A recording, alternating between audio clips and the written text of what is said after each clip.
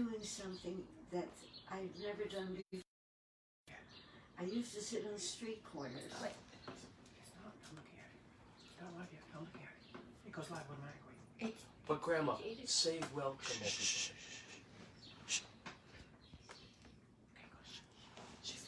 I want to welcome everybody first of all.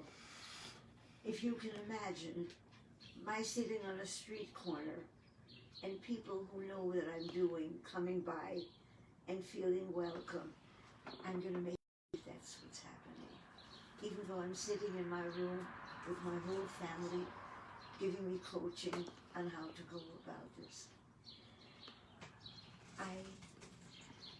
We've hit a time when I'm welcoming you with an entirely different feeling as I would have been because of what happened during this past week in our country.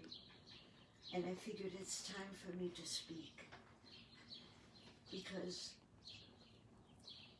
we are all so afraid of each other, and hate comes from fear. So this painting is one where I wanted to show that we're all on the same planet. One space, and I have some of each of us in this painting. And I welcome you to speak and ask questions as the people when I work on the street ask me. What I want to do is this. I have every group in here. I have 3 religions, a Muslim woman, a Christian woman, a man with a yarmulke, and every color, and probably every nationality is in here too. We don't look at each other, and so we're afraid of each other. This painting is going to be my speech for when I'm gone, of what we feel about each other and get to know each other. The first thing that happened was a friend of mine mentioned that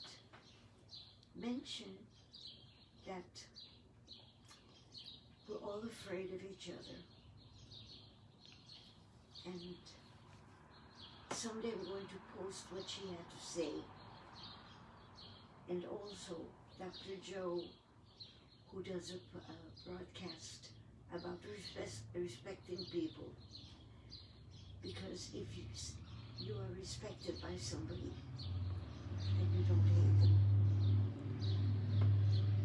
and then it's all up to you. So why don't I begin? Okay? When I began, I didn't know that I was going to be doing the inside, and I had a canvas which was this size, but the subway is long and thin, and my son, who's been my difficult person to live with, because when I make a mistake, he makes me correct it, and he wrote to me and said, Mom, subways are not like living rooms. They're long and thin. So I had to figure out how to make it long and thin, and that's by doing the roof as well. None of this is done. I'm going to start painting, and if you have any questions, please ask. What I want to do is, I need to try to show who we are. First of all, I'd like to talk about this homeless woman. I was in the subway in the days when I could still go into the subway. Since I'm just about to be 91, I can only go in subways now with somebody with me. But I managed that. And when I was alone one day, I saw this woman.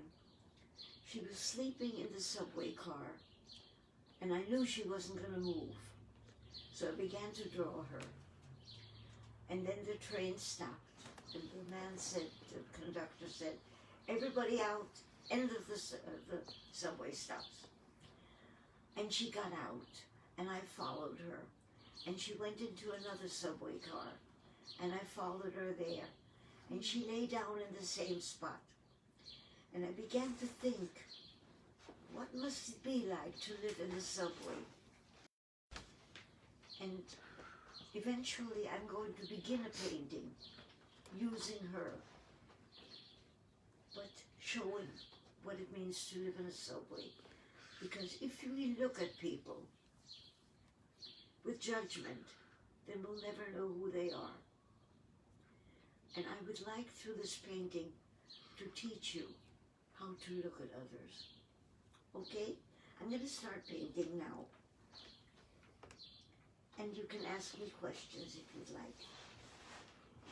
Why don't I begin with his briefcase?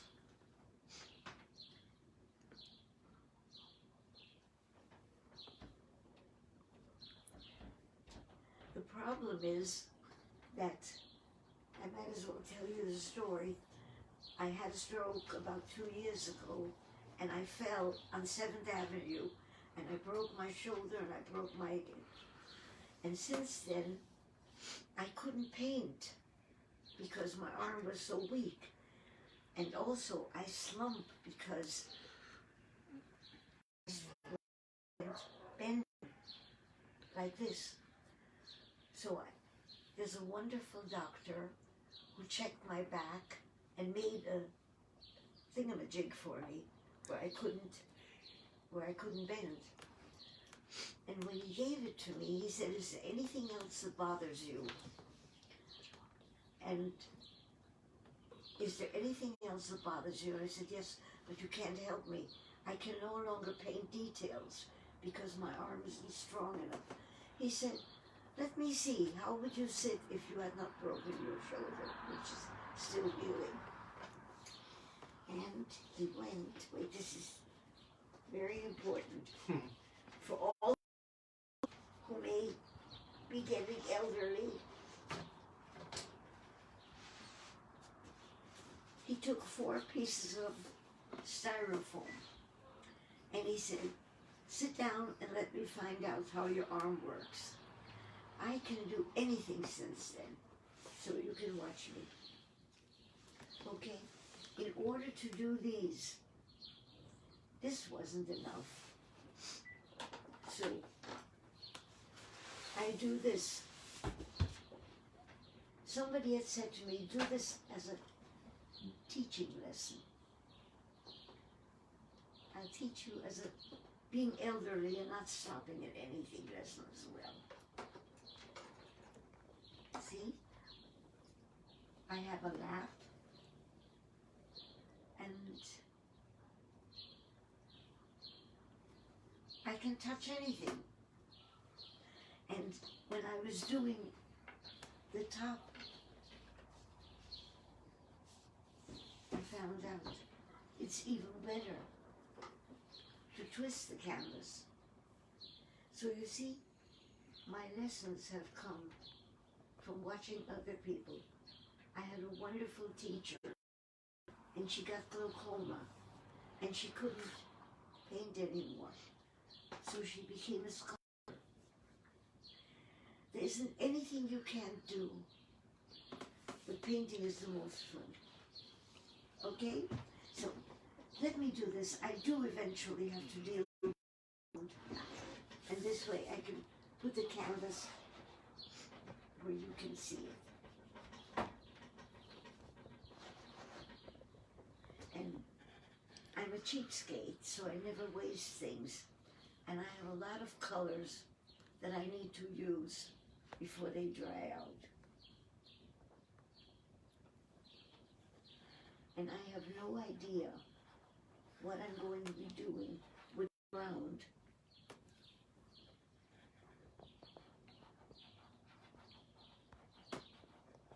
But for those of you who are interested in someday trying oil, don't. Because oil makes its own rules. It doesn't let you touch it dry when it's not dry. But if it's partially dry, it does miracles. And if you put a lot of colors in, then it's called an undertone. And as dark as I'm going to be right now, every Monday night until this is finished, I'll be doing it on Facebook. And you will see colors changing. The only thing I would like to ask you is, if you're going to look at it and you have a computer, do that. Please not on the cell phone, because it shrinks everything together so that the blending of colors looks like a lump. And I'm against cell phones anyway, because I'm used to real phones. The only reason I'm using these darks now is because I've got them. And if I don't use them,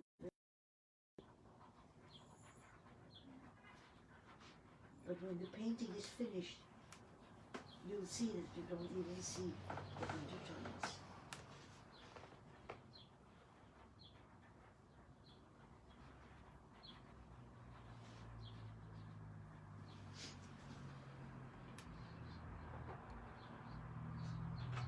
I gave this young man such a good spot because we used to have an art gallery, and when we began it, we had no money because we had just begun it. And a young man came in at a time so long ago when getting a job when you were black in America was very difficult. And he came in and he asked if we could use a worker. And at that time we didn't have the money to hire anybody.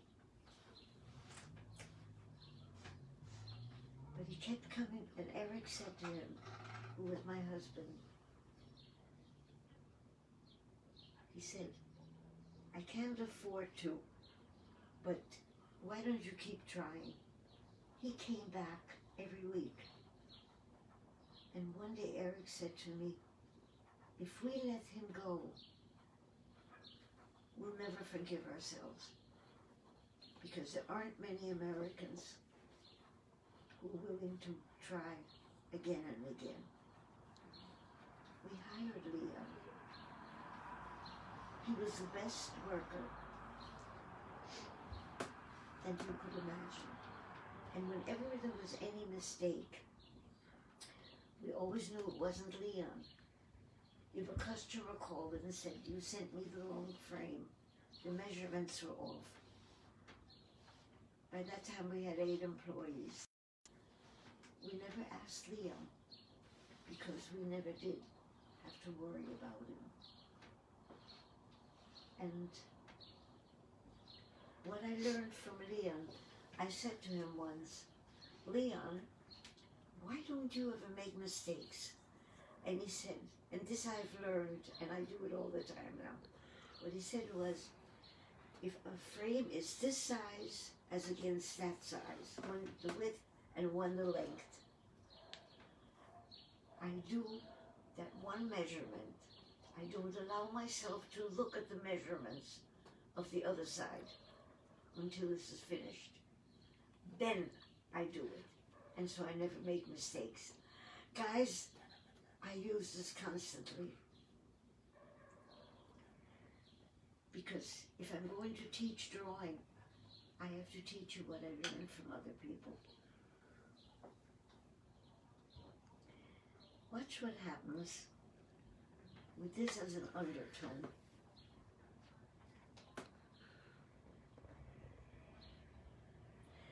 I take Payne's Gray and I take blue.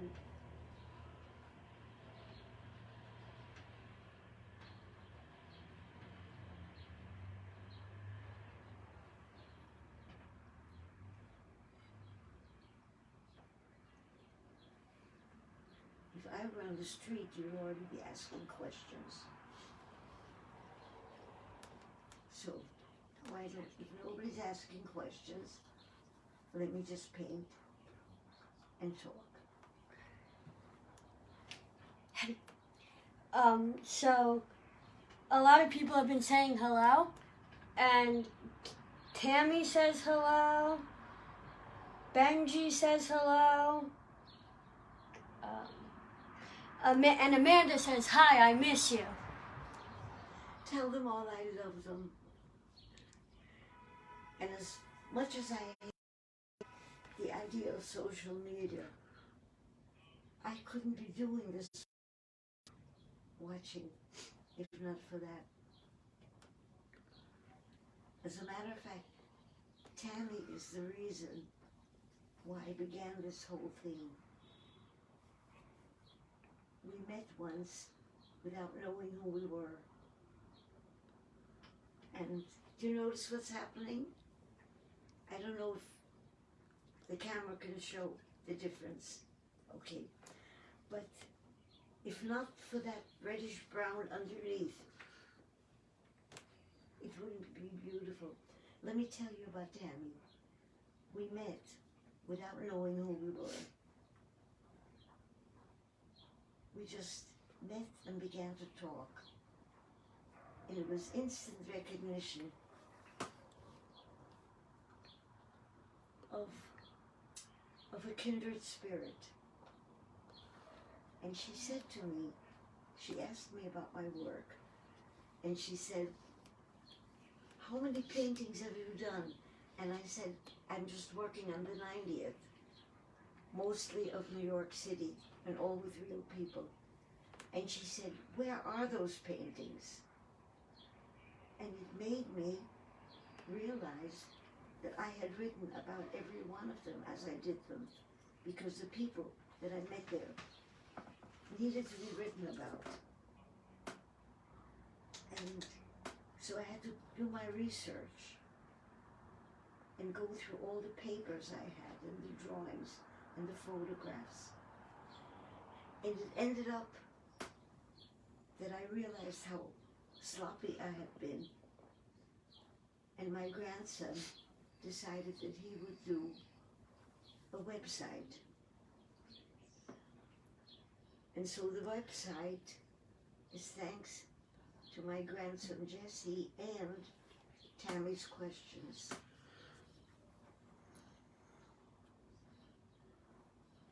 Each one of you who are listening and sending questions are very special in my life. Guys, do you see what oil does? You wouldn't know there's red brown underneath.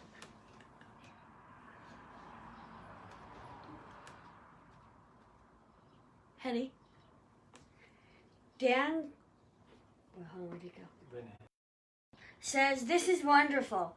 Thank you for inviting us into your studio, Hedy. I love it. I'm glad. You're going to stay with me, I mean, not today, but from now on Mondays on Facebook. And any coaching is welcome, because I never dreamed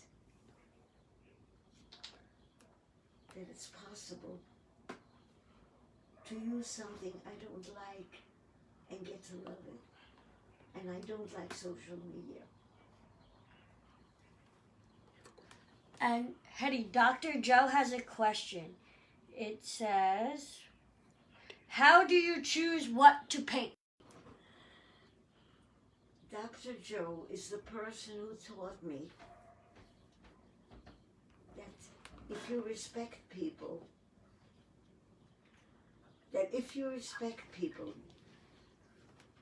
then they become who they really are. Okay? And he influenced me very, very much. But he also said that tonight I would be fantastic. So I have to live up to that. How do I pick? Wherever there's a bathroom nearby and a parking space. So I scout out the area before I sit down and work. And if it's not comfortable, then I suffer, but I do it anyway. It's just in New York, any area which has a lot of different people in it is wonderful. If it's, I don't want to do the suburbs because they're not New York. But I don't have a choice now because at 91 and not being able to drive, the choices are few.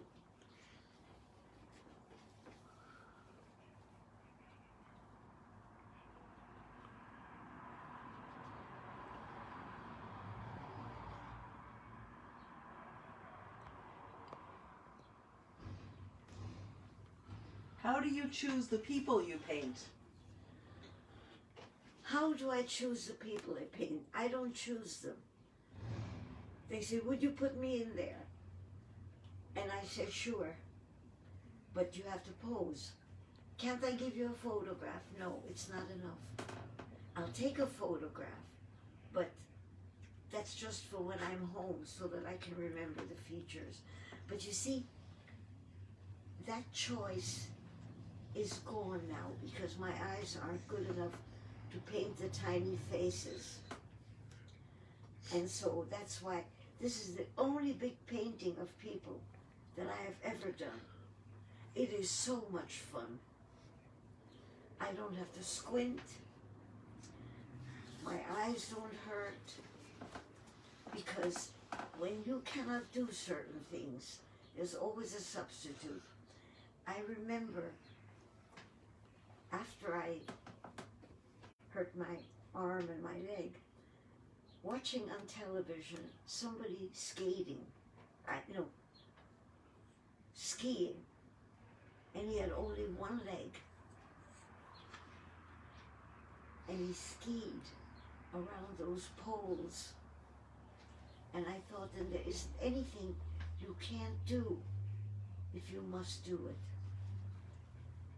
And I must do this. So I already have people who say that when the world opens again, they'll go on the subway with me. But I learned you don't sit and paint in the subway because you get mugged. At least I've been told by so many people, don't you dare put my face in. So I don't. My homeless do not look like themselves. Their bodies do. I remember I was sitting in a cafeteria on the Lower East Side many, many years ago. And there was a woman sitting next to me with legs that I had to draw because they were so wounded. And there was a homeless woman. And I began to draw her, but I knew that she didn't see me. She came up to me later on when I was in a different spot, and she said, let me see your book. You were drawing me. It's not right. That's not who I am. That's not the way I am. You have no right to do this. And I said, let me show you my sketchbook, because I had so many drawings in there. I knew she couldn't find it. But I was so grateful that I only did her legs, so that there was no way she could have known. And so I learned how to respect the fact that it's not fair and expose them to the world when they don't look the way they want to.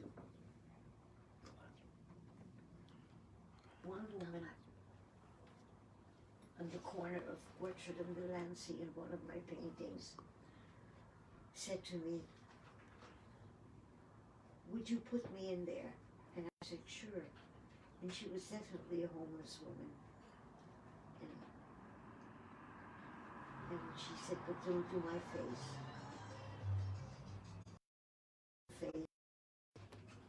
Because the way I look. I really don't want to live, but I have to keep on living because I have 3 dogs at home. And I said, then why do you keep 3 dogs? And she says, because I would get robbed. So if I didn't have the 3 dogs, I wouldn't be safe.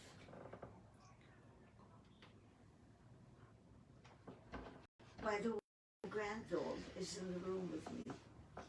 So if you hear any barking, that's him. Am I loud enough now? Okay. We're gonna move you closer. How much time do I have? Minutes. Only 5 minutes. Okay.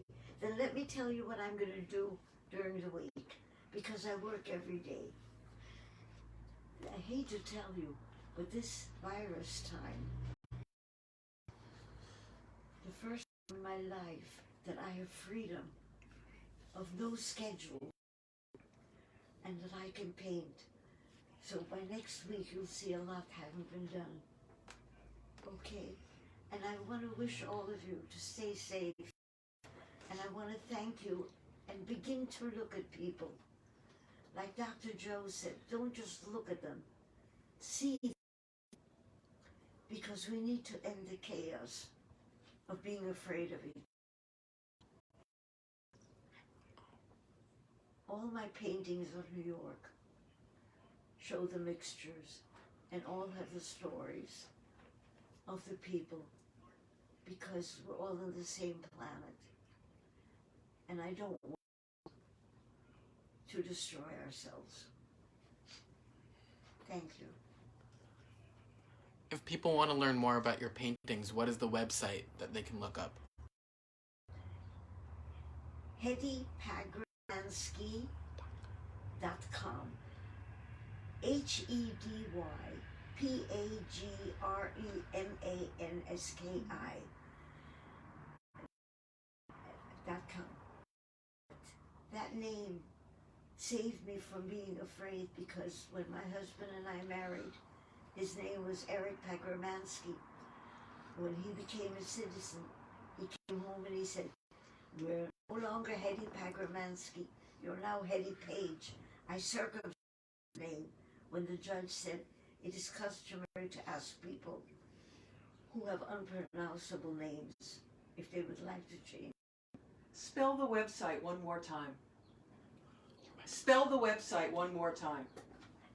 HedyPagremanski.com.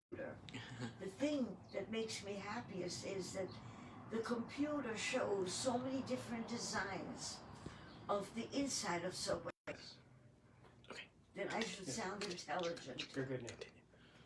And sorry, we're back on. Continue. What inspired this painting? What inspired the painting? I had some paint left over and a canvas left over, which is the wrong sized canvas. But I had determined I would never paint anymore, that I would just draw. Because painting, there's such an effort to, you squeeze out your paints, and if you don't keep on painting, they dry out. And I'm a cheapskate. I don't waste, I don't throw food out, anything. And so I don't. And besides, you have to keep the windows open when you paint with oil, because it is dangerous otherwise. And pencil is harmless. And I love the colors which are dangerous, which are the cadmium colors. So,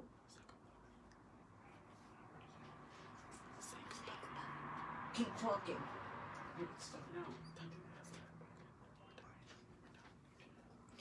Say goodbye. I should say goodbye.